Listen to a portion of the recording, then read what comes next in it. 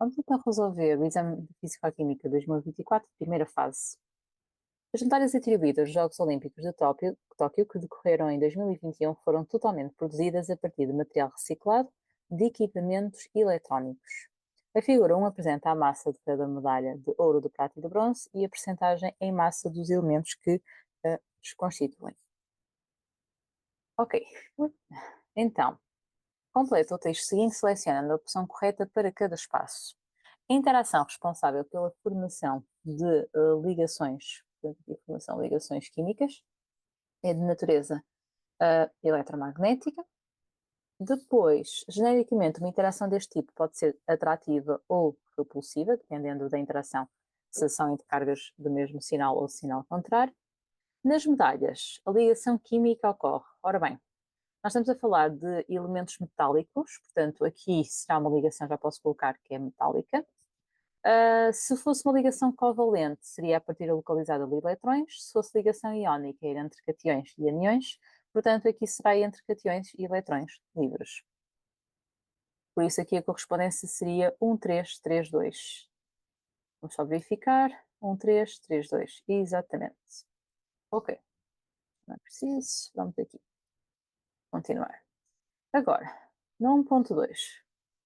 Na medalha de ouro, o número de átomos de prata, quando comparado... Vamos baixar aqui. Ok, então, na medalha de ouro, o número de átomos de prata, quando comparado com o número de átomos de ouro. Então, nós queremos comparar o número de átomos de prata na medalha de ouro com o número de átomos de ouro. Então, significa que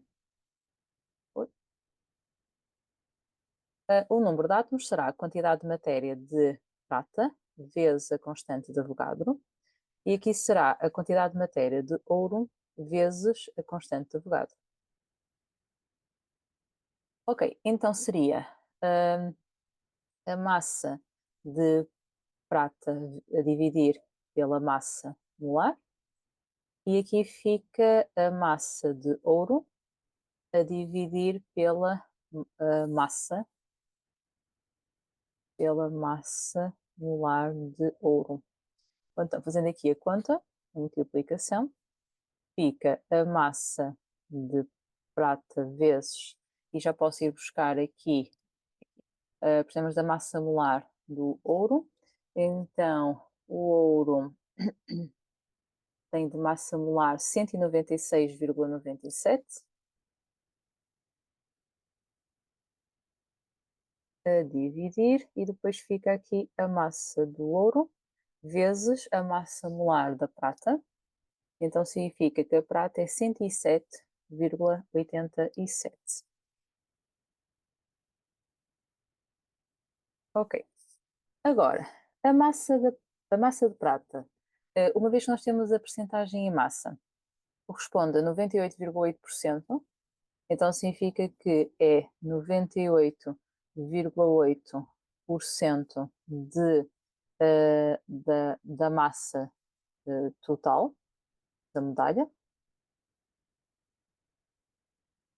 E aqui fica a dividir por, portanto, será 1,2%, ou seja, 1,2% da massa total vezes 107,87. Ok, também corta aqui.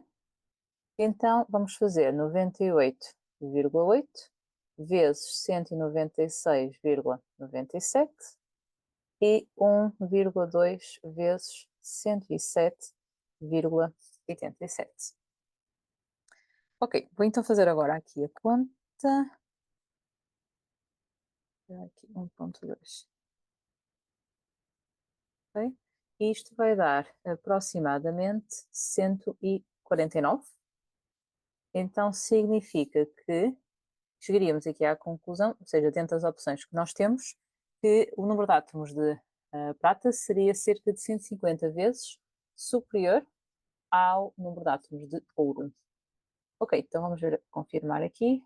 Na versão 1 era a opção D. Ok, vamos voltar aqui à nossa resolução. Só tirar aqui o espaço. E agora vamos continuar. Então, o cobre tem dois isótopos naturais, o cobre 63 e o cobre 65. A massa isotópica do cobre 63 é 62,93 e existem 4,653 mol deste isótopo na medalha de bronze. Determina a percentagem em massa do isótopo cobre 93 no cobre da medalha. Ok, então, nós estamos aqui a falar na medalha de cobre. Portanto, a medalha de cobre, ou seja, a medalha de bronze, peço desculpa, tem uma percentagem, tinha uma massa de 450 gramas e tinha uma percentagem em massa de 95. Ok.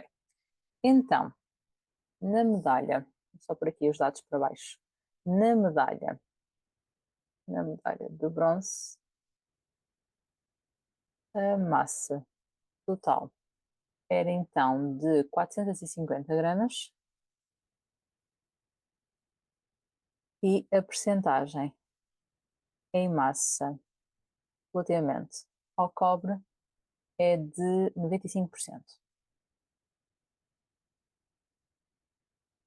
Ok. Então significa que nós sabemos que a massa de cobre é 95% de 450 gramas, ou seja, é 427,5 gramas. Ok. Agora, nós queremos descobrir a percentagem em massa deste isótopo no cobre, a percentagem em massa do isótopo cobre 63 no cobre da medalha. Portanto, nós vamos fazer a massa do isótopo de cobre 63 sobre a massa de cobre total vezes 100. Agora, a massa isotópica deste cobre é de 62,93 e sabemos que existem, e se tivermos a quantidade de matéria, então significa que podemos fazer o N de 63 de cobre vezes a massa isotópica, portanto a massa deste isótopo, e a massa de cobre. Ok. Então significa que ficava 4,653 vezes 62,93 a dividir por 427,5 vezes 100.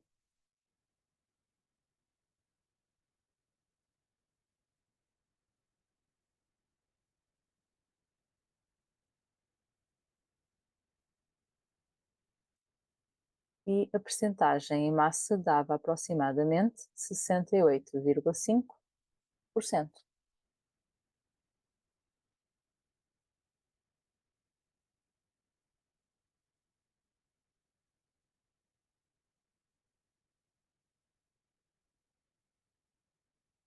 Ok, então 68,5%.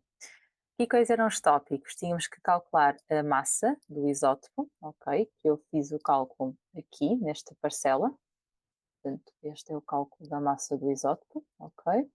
E tínhamos que depois calcular a percentagem em massa. Pronto, e depois tínhamos aqui o resultado. Portanto, eram, os 10 pontos estavam distribuídos então por estes dois tópicos. Ok. Vamos avançar então aqui novamente e vamos continuar aqui a resolução. Ui.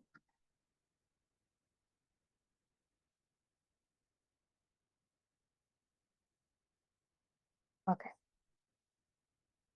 Na reciclagem de equipamentos eletrónicos, a extração de metais pode ser feita através de diferentes processos. Na pirometalogia, removem-se os metais líquidos à medida que estes se vão fundindo, por aumento da temperatura da mistura. A tabela apresenta para a prata a capacidade térmica mássica no estado sólido, o ponto de fusão à pressão atmosférica normal e a variação de entalpia de fusão. Considera que foram extraídos 1,40 kg de prata. Então, a massa de prata no estado sólido é 1,40 kg. Determina em unidade do Sistema Internacional a potência mínima de um forno necessária para que, em 600 segundos, fundir a totalidade da prata que estava a uma temperatura inicial de 25 graus Celsius. Ok. Não sei se dá jeito, mas nós podemos pensar aqui graficamente que, por isso, nós sabemos a temperatura, é um bocadinho maior o gráfico. Se calhar vou pôr aqui que isto é só mais para pensarmos aqui no exercício. Portanto,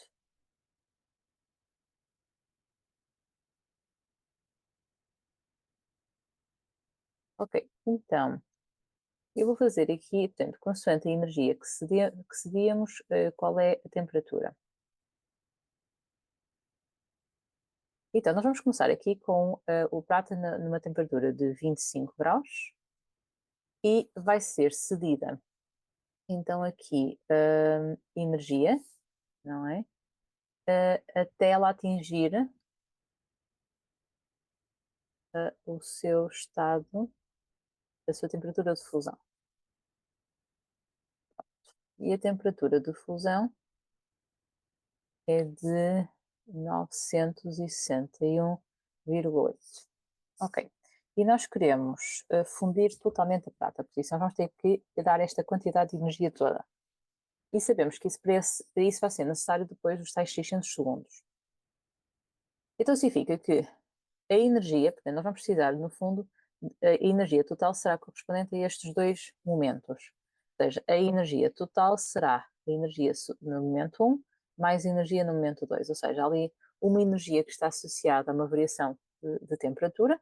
Então significa que nós vamos usar a massa vezes a capacidade térmica mássica vezes a variação de temperatura e depois uma energia que está associada à mudança de estado físico, então seria a massa vezes a variação de entalpia de fusão. Ok, então em termos de massa nós temos 1,40, a capacidade térmica mássica é de 235, a variação de temperatura, eu vou fazer em graus Celsius, mas como a variação de temperatura é igual, portanto, a variação de temperatura em graus Celsius é o mesmo que fazer a variação de temperatura em Kelvin. E agora fica outra vez aqui a massa vezes, e agora é só ter cuidado que aqui a unidade está em kJ. Portanto, significa que é 105, vou passar para joule, vezes 10 elevado a 3. Ok. Agora, vou pôr já isto tudo assim como está na calculadora. 25. Ok. Então, a energia total será de 4,55 vezes 10 elevado a 5 joule. Ok. Agora, como já temos a energia total, vamos passar para a potência. Então, a potência total será a energia total por intervalo de tempo. Ou seja, fica a energia que nós vamos calcular, os 4,55, vezes 10 elevado a 5, a dividir pelo intervalo de tempo, que é 600. Então, 4,55 dividido por 600 fica aproximadamente 758 watts, que é na unidade de sistema internacional, portanto, o watt é o joule segundo. Ok, então significa que, penso que já está tudo, mas vamos conferir. Ok, por isso ficou a calcular a energia transferida para a prata, de modo a que, portanto, eu fiz os dois cálculos em conjunto. Ok, tem que ver nota, a ordem das duas primeiras etapas é arbitrária, portanto fizemos as duas em conjunto, e como eu não, acabei por não fazer nenhum arredondamento aqui nos cálculos intermédios, portanto temos 758, portanto foi uma questão de não ter, ou seja, ter usado valores aqui mais exatos. Ok, continuando. A água régia é uma mistura de ácido nítrico e de ácido clorídrico que permite extrair o ouro presente em equipamentos eletrónicos de acordo com a reação traduzida por. Nesta reação, o ouro é. Ok, então é uma reação, vamos trabalhar aqui com reações de oxidação-redução e vamos começar aqui. Portanto, aqui o número de oxidação do ouro é 0, aqui o hidrogênio é mais 1, e aqui o NO3, este todo será NO3 menos 1. Depois, aqui, em particular, no NO3 menos, portanto, nós tínhamos aqui o número de oxidação do nitrogênio, mais 3 vezes menos 2 seria igual a menos 1, ou seja, o número de oxidação do nitrogênio, menos 6 seria igual a menos 1, portanto aqui nós teríamos que o número de oxidação do nitrogênio seria mais 5. Eu vou colocar aqui por cima, tá bem? Portanto, o nitrogênio é mais 5 e o do oxigênio é menos 2. Continuando aqui, o mais 1 para o hidrogênio, para o cloro é menos 1. E depois aqui, mais uma vez, mais 1, menos 2.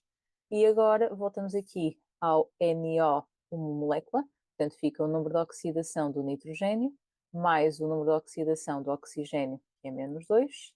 Então vai dar o número de oxidação do nitrogênio a ser mais 2. Então fica aqui mais 2 para o nitrogênio, menos 2 para o oxigênio.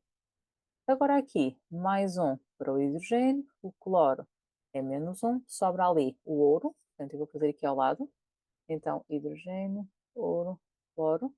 Então, o número de oxidação, vou pôr já, o número de oxidação do hidrogênio é mais 1, mais o número de oxidação do ouro, mais 4 vezes o número de oxidação do cloro é igual a 0.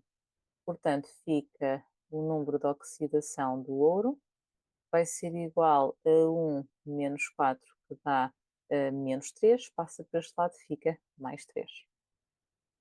Portanto, para a determinação dos números de oxidação, tirando quando temos ali o ouro logo no início, que é 0, porque está na forma aqui apenas do átomo, de resto, tirando o hidrogênio e o oxigênio, que o hidrogênio tem sempre um número de oxidação mais 1, exceto portanto, na forma de hidreto, e o número de oxidação do oxigênio é sempre menos 2, exceto quando está na forma, por exemplo, de um peróxido.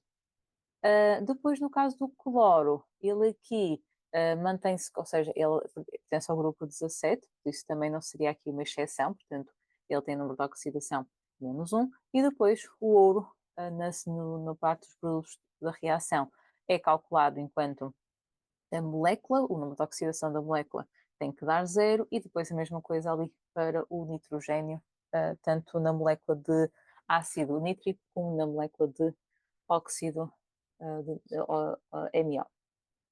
Ok, então resumindo, vamos fazer aqui a variação do número de oxidação para o ouro, que vai ficar mais 3 menos 0 é mais 3. Portanto, como é maior que 0, significa que sofre oxidação, ou então podemos dizer que vai funcionar como agente redutor. A variação do número de oxidação do nitrogênio é mais 2 menos 5, fica menos 3, que é negativo, por isso sofre redução, ou seja, funciona como agente oxidante. Então vamos lá completar. Nesta reação, o ouro é oxidado ou reduzido, portanto, como sofre oxidação, portanto, ele é oxidado. E o ácido nítrico vai funcionar, portanto, pertence aqui a este composto, que é onde está o nitrogênio. Então, o ácido nítrico funciona, sofre redução, funciona como agente oxidante. Então, significa opção A. Então, na 221, opção A. Ok. Agora, no 2.2.2 diz: determina o volume mínimo da solução da HCl com 37% em massa, ah, de HCl, ok, que deve ser utilizado para a extração completa de 60 gramas de ouro. Então, a massa de ouro é então 60 gramas. A massa molar do ouro é, então, vamos chegar aqui outra vez, 196,97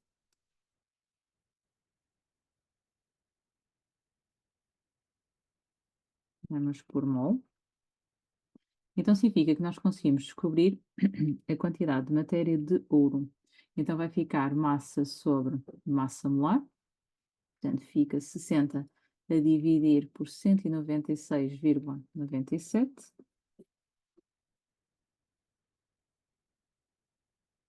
ou seja, dá 0,305 mol. Ok, agora considera que o ácido nítrico se encontra em excesso e nós queremos. Ok, então significa que, fazendo a estequiometria, uma mol de ouro está para 4 mol de HCl, assim como 0,305 mol de ouro está para X mol de HCl. Então fica 4 vezes 0,305, ou seja, vai dar 1,22 mol de HCl, que podemos fazer aqui por estequiometria com o ouro. Ok. Agora, sabemos que a massa molar do HCl é 36,46 gramas por mol. Então, significa que a massa da HCl vai ser N vezes M, então vai ficar 1,22 vezes 36,46, que dá 44,48 gramas. Ok, agora, a percentagem em massa seria a massa da HCl sobre a massa da solução vezes 100. E aqui a percentagem em massa é 37%. Então, 0,37 vai ser 44,48 sobre a massa da solução. Ou seja, a massa da solução vai ser igual a 44,48 a dividir por 0,37.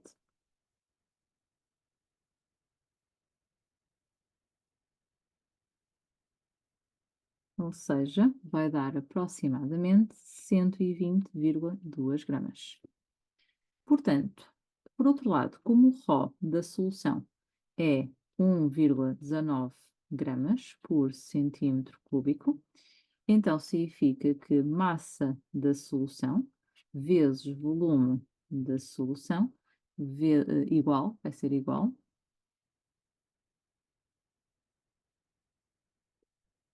a 1,19.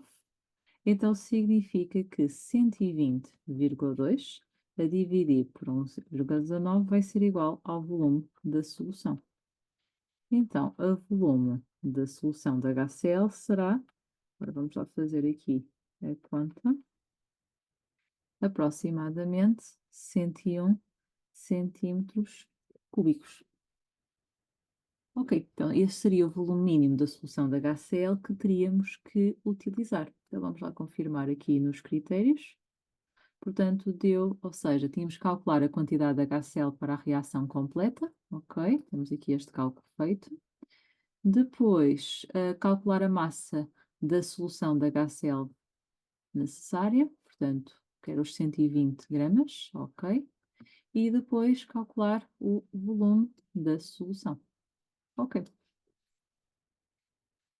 vamos continuar. O ouro pode originar um íon positivo, representado simbolicamente por, temos ali, este íon contém. Então, calculando aqui, por isso, o número de neutrões. O número de neutrões está sempre relacionado com o número de partículas do núcleo, o que significa que, como o número de massa do ouro é 197, e o número de ouro, o número de massa é o número de prótons mais o número de neutrões. Então, o número de prótons, por sua vez, é 79, mais o número de neutrões é igual a 197, ou seja, o número de neutrões seria 197 menos 79. Então, o número de neutrões é igual a 118. Então, na versão 1 seria a opção C. Está confirmado. Vamos continuar. A figura 2, que não está à escala, representa uma pista de atletismo onde dois atletas A e B realizam uma corrida de treino para uma prova de 400 metros planos. Considera que os atletas podem ser representados pelo seu centro de massa segundo o modelo da partícula material. Considera o troço curvilíneo da pista, destacado do lado direito da figura A2, em que os atletas se mantêm lado a lado, descrevendo arcos de circunferências de raios diferentes, com movimento circular uniforme. Neste troço, a intensidade resultante das forças que atuam em cada um dos atletas é zero ou diferente de zero. Ora bem, a força resultante no movimento circular tem que ser sempre diferente de zero, porque apesar do movimento ser circular uniforme, não é o equivalente ao movimento retilíneo uniforme. Ou seja, no movimento retilíneo uniforme, a força resultante é zero, mas no caso de ser movimento circular, a força resultante é uma força centrípeta, ou seja, aponta para o centro da trajetória e que é responsável pela alteração da direção do vetor velocidade sem alterar o seu módulo. Portanto, sendo um movimento circular uniforme, será sempre diferente de zero. E os módulos das velocidades são iguais, ou os módulos das velocidades angulares de ambos são iguais. Então é o seguinte, eles nesta posição estão na mesma linha, portanto significa que eles vão correr, ou seja, vão fazer a mesma rotação, então significa que em termos de velocidade angular são iguais. Em termos de velocidade linear, portanto, a velocidade linear é a velocidade angular vezes o raio, como a velocidade, pronto, já sabemos que é constante, então, mas a velocidade linear depende do raio, portanto, significa que neste caso o B teria maior velocidade. Então significa que aqui seria a opção D na versão 1. Está confirmado. Agora, vamos aqui. Quando o atleta B entra na reta da meta a 84 metros desta, portanto, quando o atleta B entra na reta da meta a 84 metros desta, o atleta A encontra-se 10 metros à sua frente, tal como esquematizado na figura 2. Considere que, nesse instante, os módulos das velocidades dos dois atletas são 6,5 metros por segundo. Ok, então a velocidade do atleta A é igual à velocidade do atleta B, que é 6,5 metros por segundo. E que até chegar à meta, o atleta A mantém um movimento retilíneo e uniforme, enquanto que o atleta B se movimenta retilineamente com uma aceleração constante de modo 0,10 metros por segundo ao quadrado.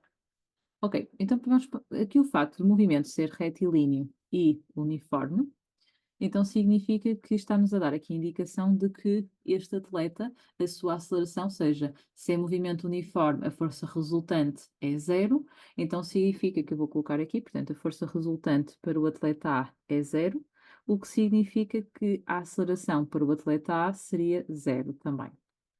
Já para o atleta B, a aceleração é constante, portanto, a aceleração do atleta B é 0,10 metros por segundo. Considere o referencial x representado na figura, justifica que o atleta A vence a corrida. Na sua resposta, começa por apresentar as equações de movimento dos dois atletas e apresenta todos os cálculos efetuados. Então, para o atleta A, nós vamos colocar aqui a posição que ele se encontra, que é em posição inicial são 10 metros. A velocidade inicial é 6,5. T, depois a aceleração é zero. Para o atleta B, a sua posição inicial é de zero, portanto não vamos colocar nada. Vou só relembrar que as equações do movimento é x igual a x0 mais velocidade inicial t mais o meio da aceleração t quadrado. Ok, agora aqui vai ser posição inicial, portanto é 0, para o atleta B fica 6,5 t mais o meio de 0,10 t ao quadrado. Então, para o atleta B é 6,5 t mais 0,05 t quadrado. Ok, então significa que para chegar à meta, o atleta A, portanto, neste caso eu considerei que o atleta A está na posição 10, portanto vamos ver o tempo que ele vai demorar a percorrer os 84 metros. Então fica 84, até chegar, desculpa, não é aos 84 metros, até chegar à posição 84, portanto ele já vai na posição 10, portanto eu vou descobrir aqui o tempo que o atleta A vai precisar para, neste intervalo de tempo, conseguir, ou seja, quanto tempo é que ele vai precisar para chegar àquela posição. Então, aqui fica 74 a dividir por 6,5, ou seja, 74 a dividir por 6,5, ele precisa ainda de 11,4 segundos. Para o atleta B, aqui vou pôr B também, vamos fazer a mesma coisa, ou seja, vamos substituir aqui por 84, vai ser igual a 6,5 instante B, mais 0,05 B ao quadrado, passamos tudo para o mesmo lado, 5B ao quadrado, menos 6,5 T de B, mais 84 igual a 0.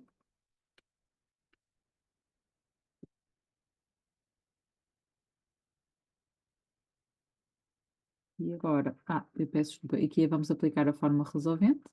Fica 6,5, mais ou menos aqui fica 6,5 ao quadrado, menos 4 vezes menos 0,05, vezes 84. Aqui era com menos ao quadrado, mas como vai ficar ao quadrado? Vai ficar positivo, a dividir por 2 vezes menos 0,05.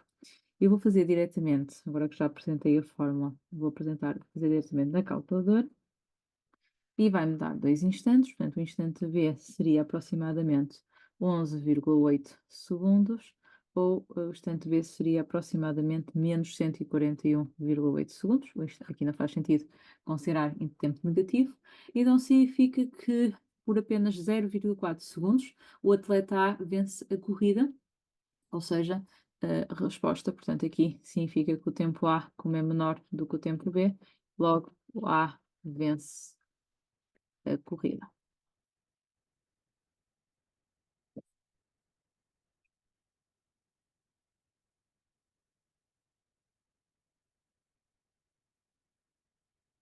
Vamos conferir os critérios aqui para este item. Então, as equações de movimento dos atletas A e B são respectivamente 10 mais 6,5 T e o outro é 6,5, ok? Temos esse critério. Os atletas A e B demoram 11,4 e 11,8. Portanto, eu fiz por este aqui.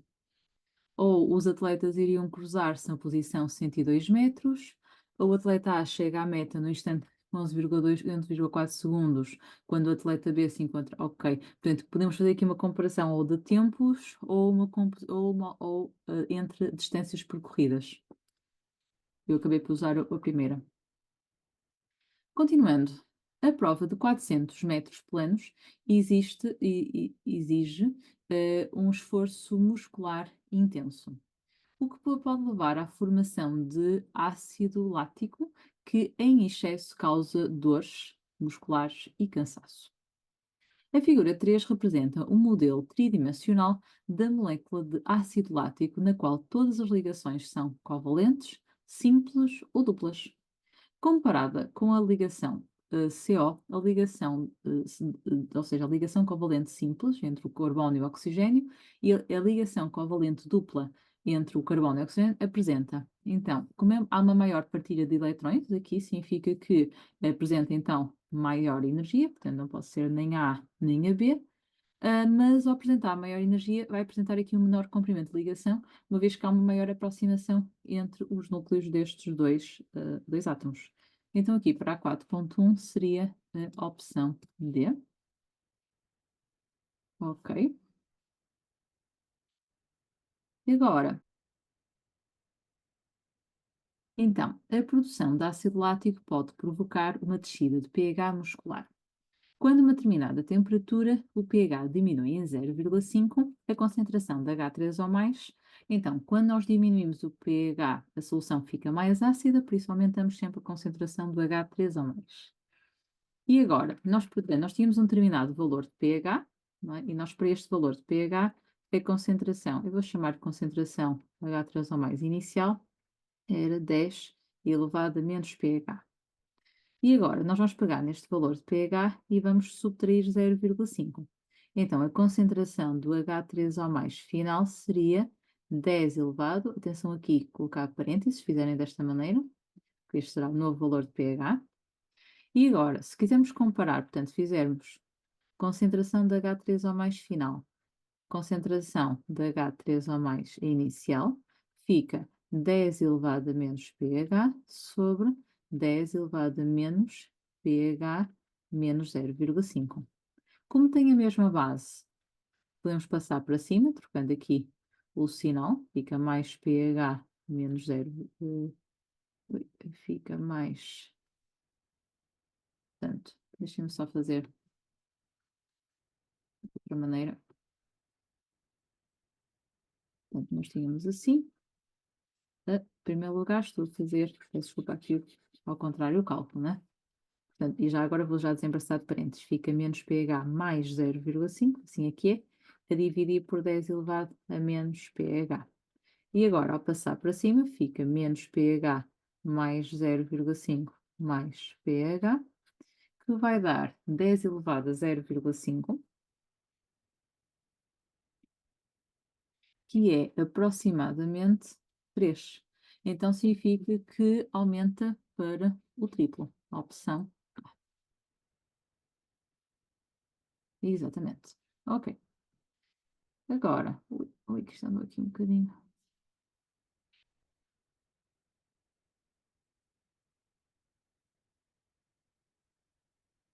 Agora puxar. Já está.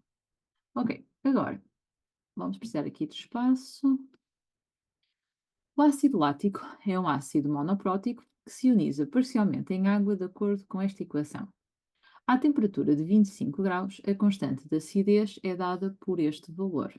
Ok. Já que fala aqui em constante de acidez, portanto, a constante de acidez será a concentração do CH3, CHOH, CO ao menos em equilíbrio, vezes a concentração do H3O+ em equilíbrio, sobre a concentração do CH3, CHOH, COOH também em equilíbrio.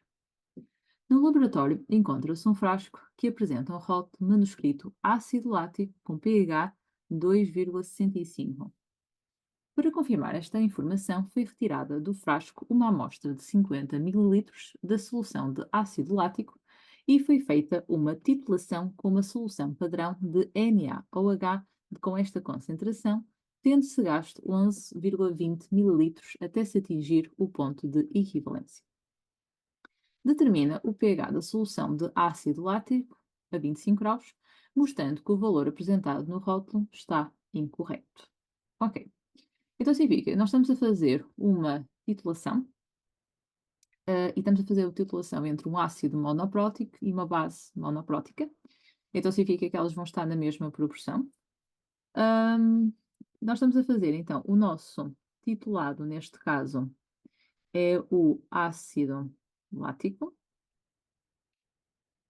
Ok? E o nosso titulante é a base, é o NaOH.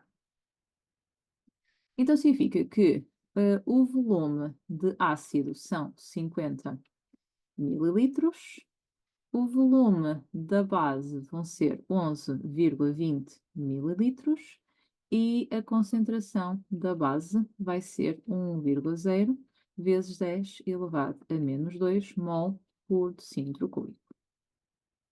Ok, tanto a base como o ácido são ambos monopróticos, então no ponto de equivalência, no ponto, portanto, eles estão numa estequiometria de 1 para 1, portanto, no ponto de equivalência, a quantidade de ácido é igual à quantidade de base, então concentração do ácido vezes volume do ácido é igual à concentração da base vezes o volume da base. Portanto, como o nosso objetivo vai ser descobrir a concentração do ácido, fica a concentração da base vezes o volume da base a dividir pelo volume do ácido. Ou seja, a concentração do ácido vai ficar a concentração então da base, 1,0 vezes 10 elevado a menos 2. O volume da base está em mililitros e vou passar para decímetros cúbicos. No entanto, como em baixo também vai passar para decímetros cúbicos, então acabaria por não ser necessário, porque vai cortar.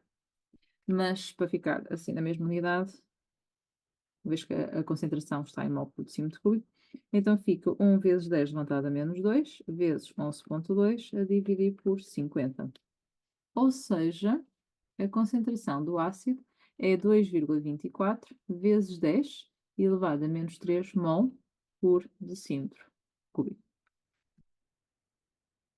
Ok, então significa que isto vai corresponder à concentração do ácido que nós tivemos, ou seja, vai corresponder à concentração certa do ácido monoprótico.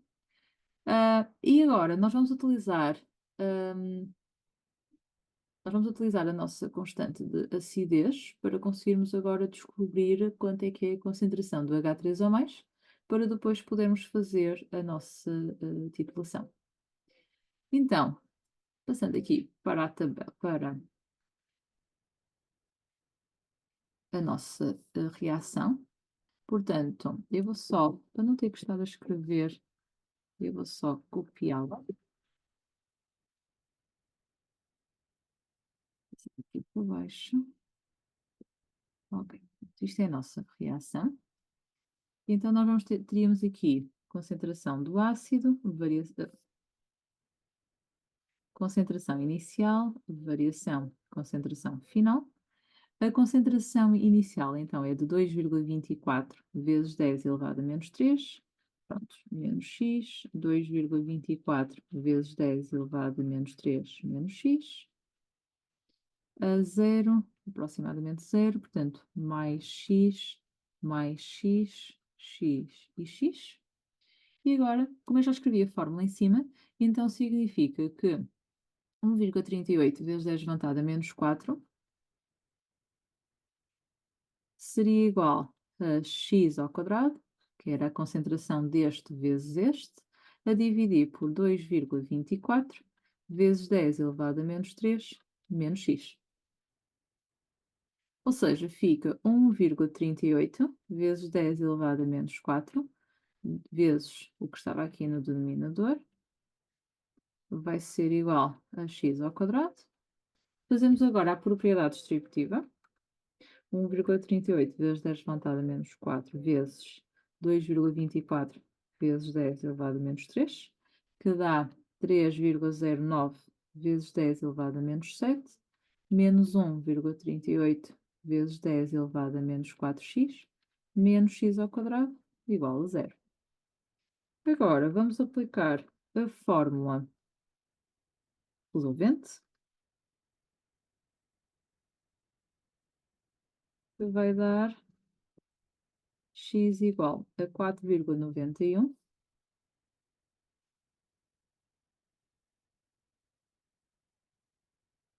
x igual a 4,91 vezes 10 elevado a menos 4, ou x igual a menos 6,29 vezes 10 elevado a menos 4, isso a concentração não pode ser negativa, ou seja, a concentração do H3O+, no equilíbrio seria, então, este resultado, em mol por decímetro cúbico.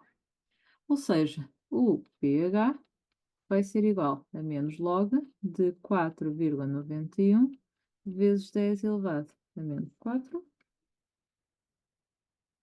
log a base 10, vou só fazer aqui conta. Ou seja, o pH seria de aproximadamente 3,31. No frasco dizia que o pH era de 2,65, ou seja, de facto está incorreto, portanto, um dado diferente de 2,65. Ok, vamos confirmar os critérios para esta questão aqui. Determinar a concentração do ácido láctico. Ok, estamos aqui feito este passo. Depois, calcular a concentração em equilíbrio, 4,91 vezes 10 elevado a menos 4. E o outro critério era o pH, que dava então 3,31. Ok, associe cada um. Aqui a caneta. Associa cada um dos átomos no estado fundamental, apresentados na coluna 1, à afirmação correspondente apresentada na coluna 2. Escreve na folha de respostas cada letra da coluna 1, seguida do número correspondente na coluna 2. A cada letra corresponde apenas um número. Ok, então estamos a falar aqui do carbono, o oxigênio e do hidrogênio. Ok, e nós temos, possui 3 orbitais totalmente preenchidas, tem 4 eletrões de valência, tende a formar íons dipositivos estáveis, adquire configurações de gás nobre ao ganhar um eletrão e apresenta todos os eletrões de valência emparelhados. Então, vamos fazer a distribuição eletrónica, portanto, aqui seria 1s2, 2s2, 2p2, aqui seria 1s2, 2s2, 2p4 e aqui é só 1s1. Ok, em termos de orbitais, portanto, podemos fazer aqui as caixinhas, portanto, uma orbital, ui, aqui tem orbital S, portanto, é só uma caixinha, subnível P tem 3 caixinhas e são só 2 eletrões, aqui tem também aqui o NS, 2S e depois para a P 3 caixinhas e é 1, 2, 3 e 4.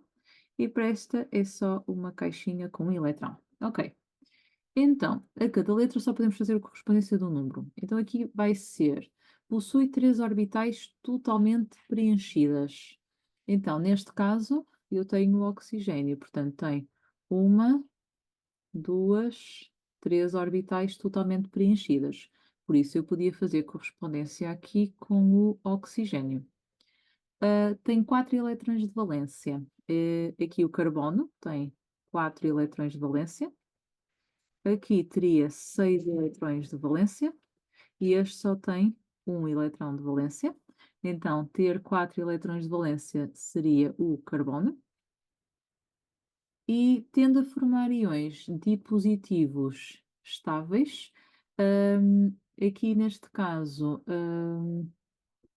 ou seja, porque nós neste caso já só nos falta aqui fazer correspondência para o hidrogênio. Portanto, adquire a configuração de gás nobre ao ganhar um eletrão. Se ganhar um eletrão, ele passa a ser o hélio. Tende a formar íons dipositivos estáveis, não podia ser, porque ele só tem um eletrão de valência, e apresenta todos os eletrões de valência emparelhados, também não, porque se tem desemparelhados. Portanto, então a única aqui que seria associada ao hidrogênio seria este. Então significa que a correspondência aqui seria o A está para o 2, o B está para o 1 e o C está para o 4.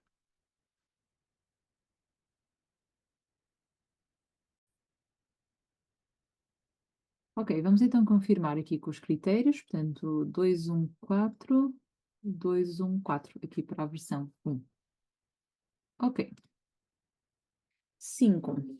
As lesões desencadeiam processos inflamatórios que geralmente levam a um aumento localizado da temperatura. Em medicina desportiva, obtêm-se imagens com gradientes térmicos corporais chamadas termografias para diagnosticar lesões.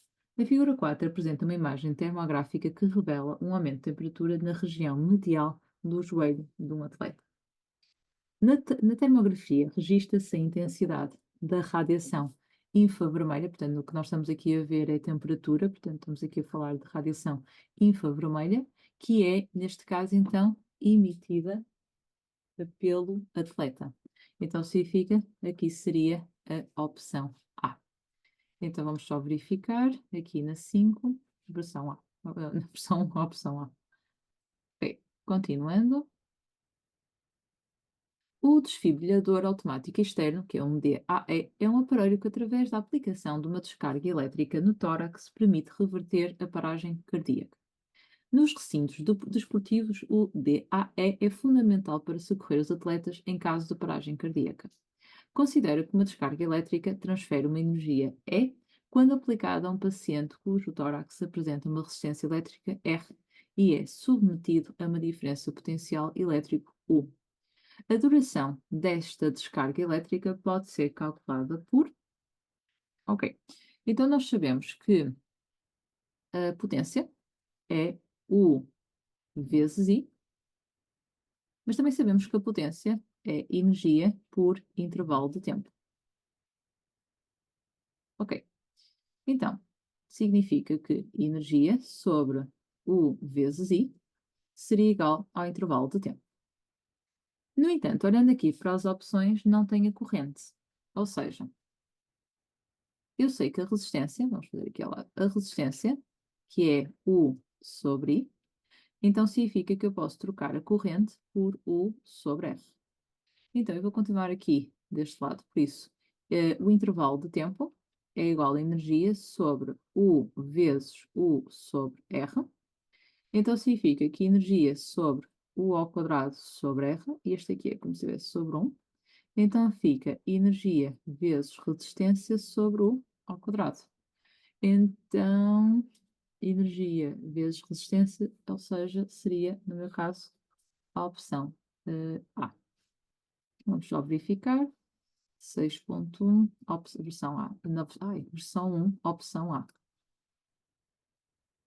A corrente elétrica que circula nos fios de cobre do desfibrilhador consiste no movimento de S sempre de eletrões, portanto aqui já podemos tirar, eletrões livres, e os elétrões têm carga negativa, por isso deslocam-se do polo negativo para o polo positivo. Então significa que seria a C. 6.2, ok, C.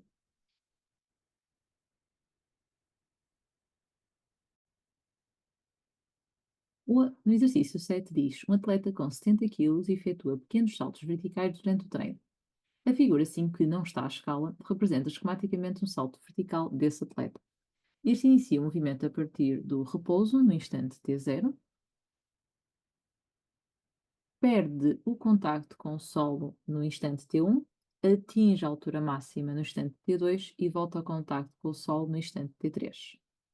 Considero que o atleta pode ser representado pelo seu centro de massa, segundo o modelo do partícula material. A resistência do ar é desprezável e entre os instantes T0 e T1 decorrem 0,20 segundos e entre o T1 e o T2 decorrem 0,15 segundos. Determina a intensidade da força de reação que, em média, o solo exerce no atleta entre os instantes T0 e T1. Ok, no T0 ele ainda está em contacto com o solo e o T1 é o momento em que ele perde o contacto com o solo. Então significa que é quando ele ainda tem aqui a ação do solo, que é esta tal força que eu vou colocar aqui F, que não faz um par-reação com o peso. Ou seja, o peso faz o par-ação-reação com uma força que está a ser aplicada no centro da Terra. Este F fazia aqui um par-reação com uma força que estaria a ser aplicada no Sol. Ok. Agora, o que é que acontece? Durante o movimento de subida, ou seja, quando ele deixa de estar em contacto com o solo, esta força F desaparece. Porque, como a resistência do ar é desprezável, significa que no movimento de subida, ou seja, sem estar em contacto com o solo, no movimento de subida, tem que haver aqui ou seja, como vai haver conservação de energia mecânica, porque ele só vai estar sujeito ao peso, então significa que não posso considerar esta como sendo a velocidade inicial durante o movimento de subida, porque Quando ele atinge a altura máxima, é quando a velocidade vai ser zero. E como há conservação de energia mecânica, a energia mecânica inicial está dependente da energia cinética inicial, que não pode ser zero, porque se fosse zero no início, a energia potencial máxima também seria zero e não faz sentido. Então significa que eu vou começar por considerar, ou seja, apenas esta situação, que é o movimento de subida. Ou seja, no movimento de subida, portanto, durante a subida, ou seja, já não estando em contacto com o solo, portanto, durante a subida, há uma conservação de energia mecânica. Então significa que o movimento deve-se apenas sobre a ação ou seja, a aceleração, que o corpo vai estar sujeito é apenas a aceleração gravítica. Então significa que, traçando aqui, portanto, eu vou considerar, portanto, um eixo com sentido para cima, com origem no solo.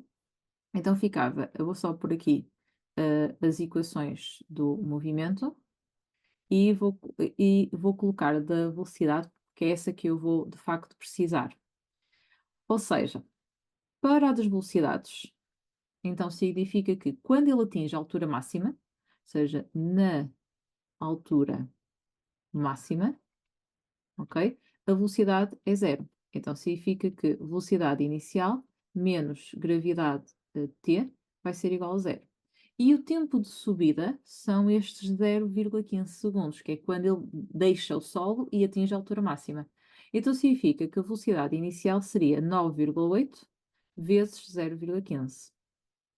Ou seja, a velocidade inicial é, isso 9,8 vezes 0,15 seria 1,47 metros por segundo. Ok, e esta velocidade inicial acaba por ser a velocidade que ele vai atingir no instante T1, que é quando ele consegue essa velocidade, porque ele no instante T0 não tem velocidade. Então significa que a aceleração média seria variação de velocidade por variação de tempo. Então significa que seria, eu chamei-lhe aqui V0, mas era a velocidade, se calhar vou pôr V1, que é para não confundir.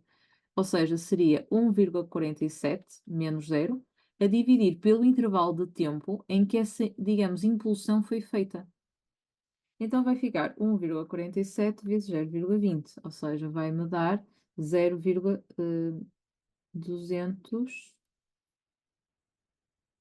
Não, desculpem, não dá nada. 1,47 dá 7,35. 7,35 metros por segundo ao quadrado. Pela segunda lei de Newton, nós sabemos que a força resultante é igual a massa vezes a aceleração. Então, a força resultante, neste caso, considerando na mesma aqui o nosso referencial, está dependente da força de impulsão menos o peso, vai ser igual a massa vezes a aceleração. Então, a intensidade da força F vai ser massa vezes a aceleração mais massa vezes a aceleração gravítica. Ou seja, fica 70 vezes 7,35 mais 70 vezes 9,8. Então, fazendo aqui o cálculo, vai dar que a força teria uma intensidade de aproximadamente 1201 newtons. Ok, vamos então conferir aqui. Por isso, calcula o módulo da velocidade do atleta no instante T1, ou T3, portanto, 1,47, ok? Depois, calcula o módulo da aceleração média entre o T0 e o T1, dá 7,35, está aqui também, por isso temos aqui já os dois tópicos. E depois calcular a intensidade da força, portanto, está aqui também já calculada. Portanto, seria então esse o objetivo. Agora, qual dos esboços do gráfico seguinte representa o trabalho realizado pela força gravítica que atua no atleta em função do seu deslocamento durante o movimento ascendente? Ok, então, agora vamos lá pensar. O trabalho da força gravítica é igual ao simétrico da variação de energia potencial gravítica. Então, o trabalho da força gravítica será menos massa vezes a gravidade vezes a altura final menos a altura inicial, que isto será, no fundo, o deslocamento. Por isso, o trabalho da força gravítica é menos massa vezes a gravidade vezes o deslocamento. Considerando que isto está a ser marcado no eixo do Y e isto está a ser marcado no eixo de X, e considerando que massa vezes gravidade é uma constante, então isto vai dar uma reta com declive negativo. Então significa que o gráfico teria que ser a opção C. Então 7.2C.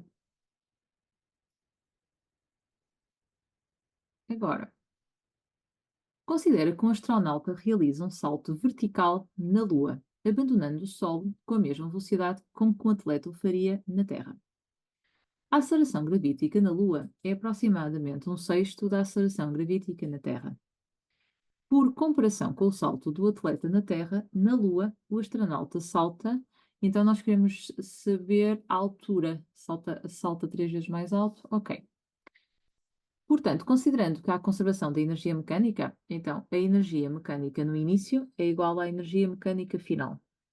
Então significa que a energia cinética inicial mais energia potencial inicial é igual à energia cinética final mais energia potencial final. A energia potencial, portanto, a energia potencial inicial vai ser zero, considerando que ele é abandonado, vamos considerar do solo, e a energia cinética final é zero porque ele vai atingir a altura máxima, vamos considerar assim. Então vai ficar massa vezes a gravidade. Oh, não vai nada. Energia cinética deste lado. Então aqui vai ficar 1/2 vezes a massa vezes a velocidade inicial ao quadrado, e aqui a massa vezes a gravidade vezes a altura máxima. Pronto, é a altura. A massa vai cortar e, portanto, a altura resulta de fazer 1 sobre 2, vou por isto, se calhar numa fração só. Seria a velocidade inicial ao quadrado sobre 2g. Pronto. Isto é o que vai ser feito para, e agora vou fazer aqui de baixo para não ficar ali muito de lado, isto é a comparação que nós vamos fazer para os dois, na Lua e na Terra. Então, por comparação com o salto da Terra na Lua, então, a altura que vai atingir na Lua, em comparação à altura que atingiria na Terra, seria velocidade inicial ao quadrado sobre 2 gravidade da Lua, velocidade inicial ao quadrado sobre 2 gravidade na Terra. Ok. Então, abandonando o Sol com a mesma velocidade, portanto isto se corta, o 2 também corta, então vai acabar por dar gravidade na Terra, fazendo aqui a conta, gravidade na Lua. A gravidade na Lua é um sexto da gravidade na Terra. Então, simplificando, vai dar 6. Então, a conclusão é que, por comparação com o salto na Terra, na Lua, o astronauta vai saltar 6 vezes mais alto. Então, ficava a opção B. Ok, também está correto.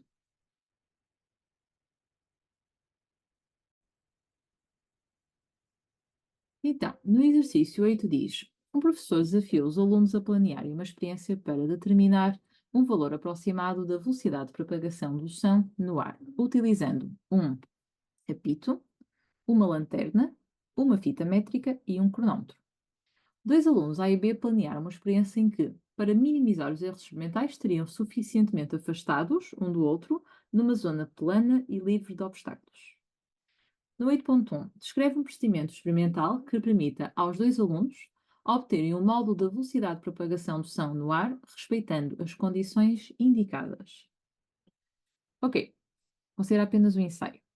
Pronto. Então significa que nós vamos ter o aluno A, okay, o aluno A, e vamos ter o aluno B suficientemente afastado. Pronto, essa parte já está controlada. O nosso objetivo é calcular a velocidade, portanto, a velocidade depende da distância e o intervalo de tempo. Então, nós temos um apito e temos uma lanterna. Então, vamos colocar aqui a fonte no A, portanto, o A tem o apito, ok? E este vai ser o receptor.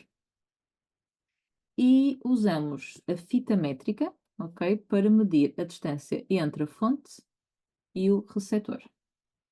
Portanto, significa que isto seria através, ou seja, através de uma medição, portanto, através da fita métrica, temos que medir a distância.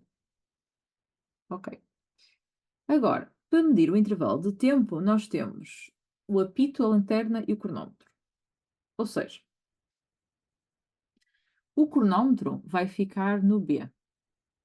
Mas ele para saber, ok, ele para saber o tempo que o som demorou a se propagar,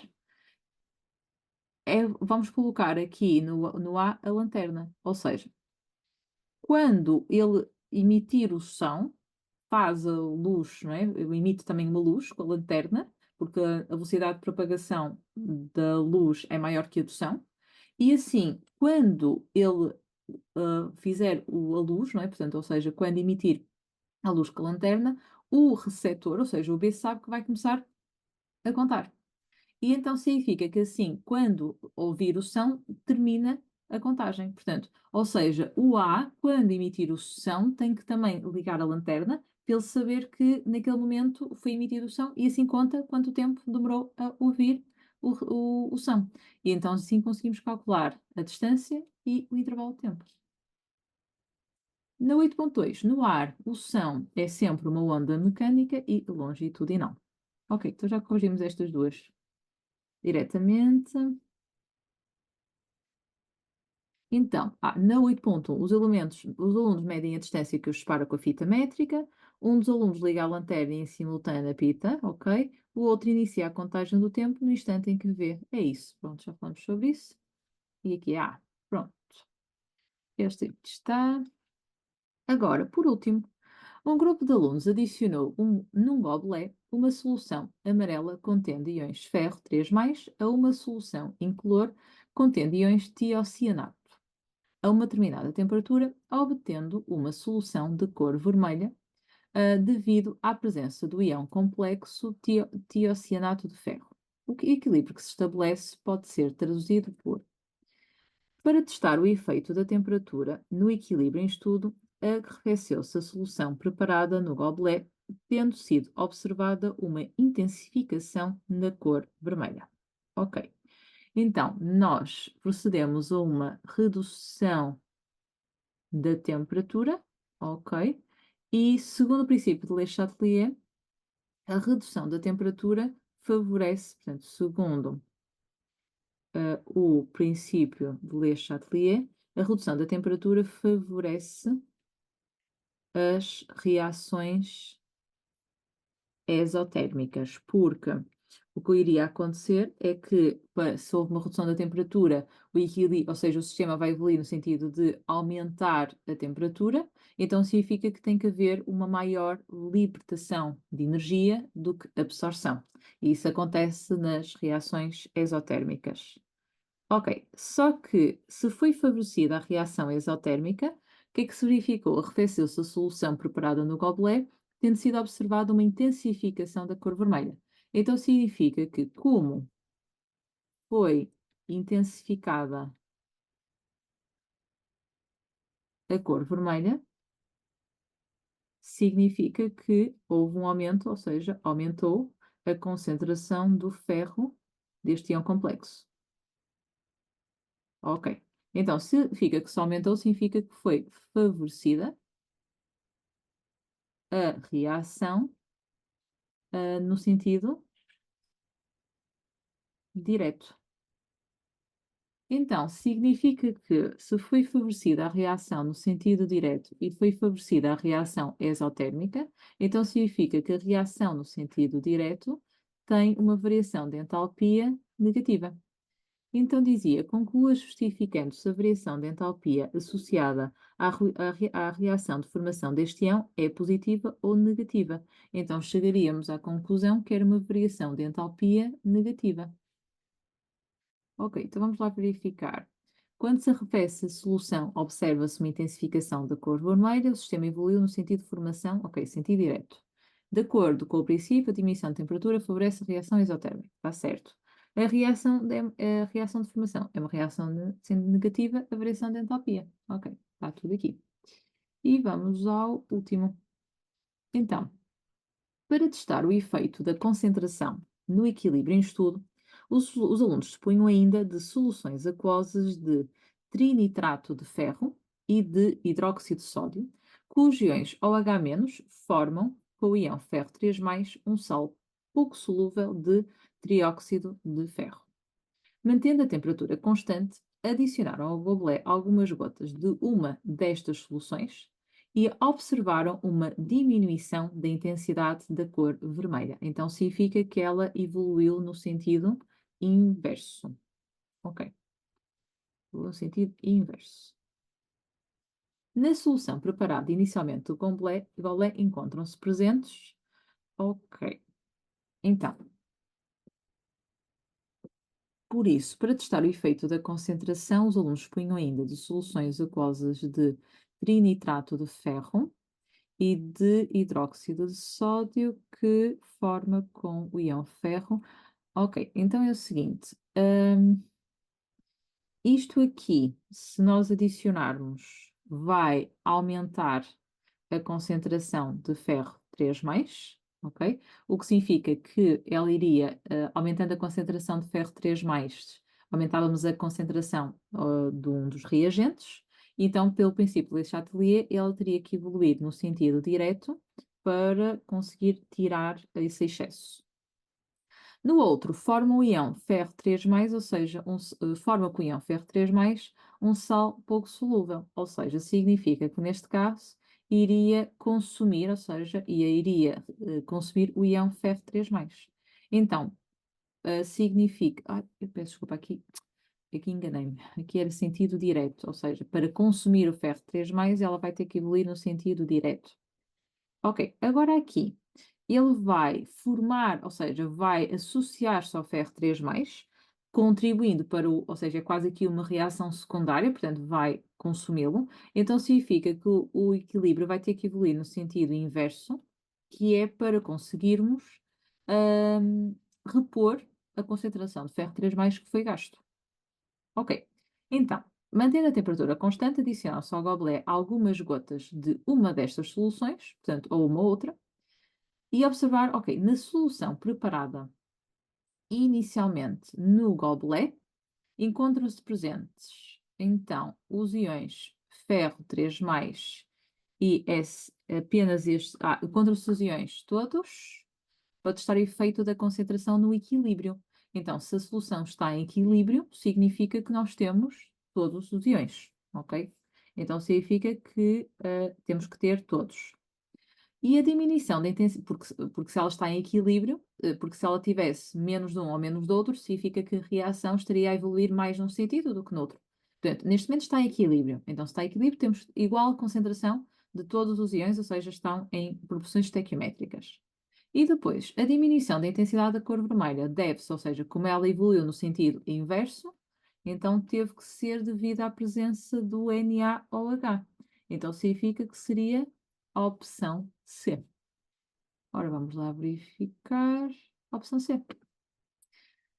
Ok, chegamos então aqui ao fim da resolução deste exame. Exercícios que eu considerei assim um bocadinho mais difíceis depois de resolver aqui o exame.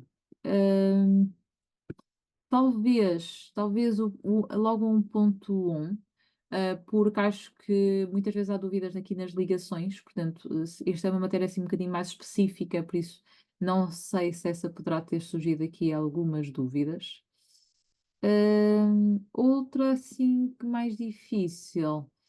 hum,